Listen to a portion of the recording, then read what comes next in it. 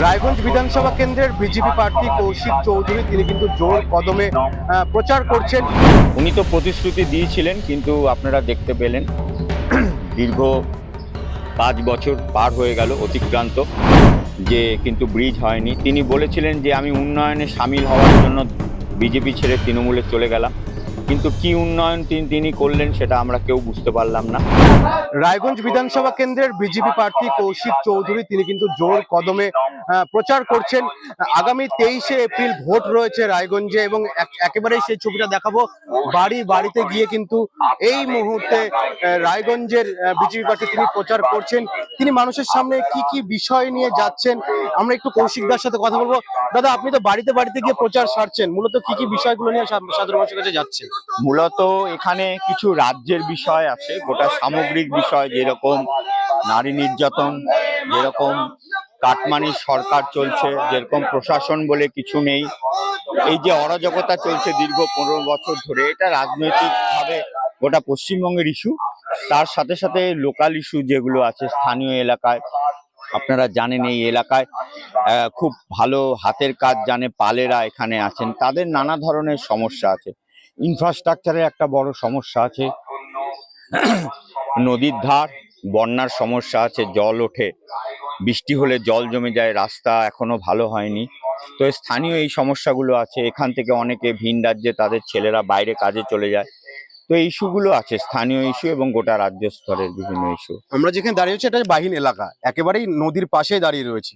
সেখানে দাঁড়িয়ে এইখানে একটা ব্রিজ করার কথা ছিল, যিনি বিধায়ক ছিলেন তিনি বলেছিলেন যে তিনি ক্ষমতায় এলে পরে এখানে একটা ব্রিজ করে দেবে এবং বাংলা বিহারের যোগাযোগের জন্য তিনি একটা সংযোগ স্থাপনের জন্য ব্রিজ করবেন।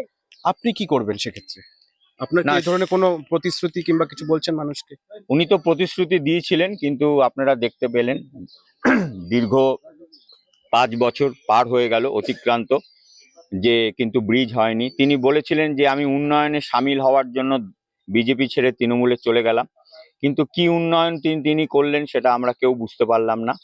কিন্তু আপনারা এর আগেও দেখেছেন, আমাদের সাংসদ আপনাদেরকে জানিয়েছেন যে এই ব্রিজ হতে চলেছে। এখান থেকে সড়ক যোগাযোগ, রায়গঞ্জ থেকে বারসই সড়ক যোগাযোগ হবে এবং সেটা ব্রিজ হয়েই হবে। তার জন্য ডিপিআরও হয়ে গেছে এবং খুব দ্রুত, এখন ইলেকশনের জন্য কাজ বন্ধ, খুব দ্রুত আমরা সেই কাজ সম্পন্ন করব।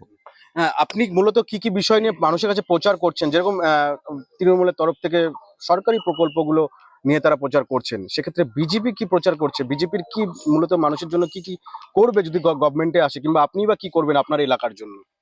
না, আমি সবচেয়ে আগে যেটা বলছি সেটা হলো, শুধু ডাবল ইঞ্জিন সরকার নয়, ট্রিপল ইঞ্জিন সরকার হবে। কারণ রায়গঞ্জ আমরা জিতবো, পশ্চিমবঙ্গে আমরা জিতবো, আর কেন্দ্রে আমাদের ক্ষমতায় আছে। সুতরাং সরকারি যত প্রকল্প আছে, সব প্রকল্প যেগুলো এখন কাটমানির জন্য বিভিন্ন দুর্নীতির কারণে মানুষের কাছে যে প্রকল্প ঠিকঠাক পৌঁছয়নি, সমস্ত প্রকল্প, সেটা আর অন্নপূর্ণা যোজনা থেকে শুরু করে, কৃষক নিধি থেকে শুরু করে, বিভিন্ন ধরনের ঘর ঘর জল, আর 100 দিনের কাজ যেটা থমকে আছে, সেটা আপনারা জানেন 125 দিন হয়েছে কেন্দ্রীয় সরকার করেছে। এরকম করে শিক্ষা, স্বাস্থ্য, এখানে এখনো পশ্চিমবঙ্গে প্রায় 8,500 বিদ্যালয় বন্ধ হয়ে গেছে। তার মধ্যে আমাদের জেলাতেও সেই বিদ্যালয় পড়ে, রায়গঞ্জেও পড়ে। তো এইরকম যে স্বাস্থ্য পরিষেবা, শিক্ষা, মহিলাদের হাতে কাজ, মহিলাদের হাতে রোজগার, এই সমস্ত বিষয়গুলো আসছে। এবং তার সাথে সাথে এখান থেকে প্রচুর ছেলেরা ভিন রাজ্যে কাজে চলে যায়, তারা যাতে নিজেদের এলাকায় কাজ পায়, সেটা এর আগেও আপনাদেরকে আমরা বলেছি। ভুট্টা এখানে এখন প্রধান অর্থকরী ফসল হয়ে গেছে। তো ভুট্টা কেন্দ্রিক একটা পুষ্টিকর পানীয়ের এখানে বড় কারখানা, এটাও একটা বড় আমাদের লক্ষ্য আছে, ভাবনার মধ্যে আছে, যেটা এই এলাকার গ্রামীণ এলাকায় আমাদের অনেক অর্থনৈতিকভাবে উন্নতি ঘটাবে। এবং তার সাথে সাথে বলতে চাই, এইমস রায়গঞ্জের জন্য একটা বড় স্বপ্নের জায়গা ছিল, যেটা পূর্বতন সরকার, তৃণমূল সরকারের কারণে, যেটা রায়গঞ্জ থেকে আর চলে গেছে কল্যাণীতে। কিন্তু এইমস এটা একটা রায়গঞ্জের আবেগ। এইমস এখানে হলে যেমন চিকিৎসা পরিষেবা বাড়বে, সেই সাথে সাথে প্রচুর কর্ম বিনিয়োগের সুবিধাও এখানে হবে, প্রচুর যুবক যুবতীরা এইমসকে কেন্দ্র করে কাজ পাবে।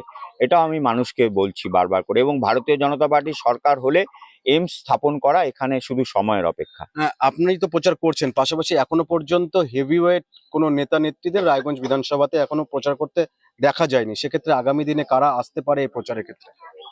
রায়গঞ্জে প্রচারের জন্য আমরা অনেককেই চাইছি। আমরা অমিত শাহজিকে চাইছি, আমরা নীতিন নবীনজির বিষয়ে ভাবনা চিন্তা ছিল, আমাদের অনুরোধ ছিল, কিন্তু নীতিন নবীনজি আগামী 11 তারিখ হয়তো ইসলামপুরে দিকে চাকুলিয়ার দিকে আসছেন। তো রাজ্যের সাথে আমাদের নিয়মিত যোগাযোগ আছে।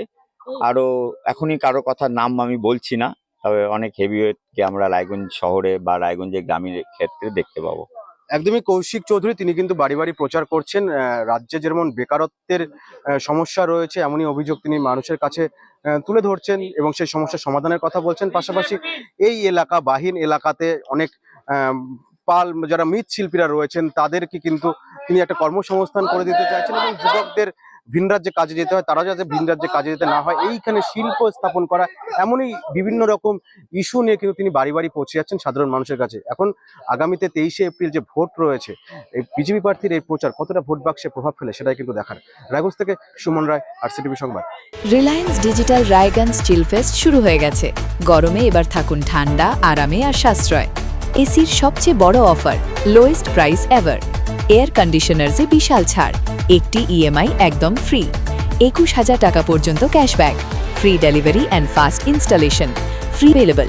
আজই ভিজিট করুন রিলায়েন্স ডিজিটাল রায়গঞ্জ স্টোর। আপনার হার্টকে প্রোটেক্ট করুন heart winning cardiac services and cath lab ফ্যাসিলিটির সাথে থালামাস ইনস্টিটিউট অফ মেডিকেল সায়েন্সেসের থেকে। হার্ট অ্যাটাক নিয়ে চিন্তা নেই, আমরা আপনার সাথে আছি।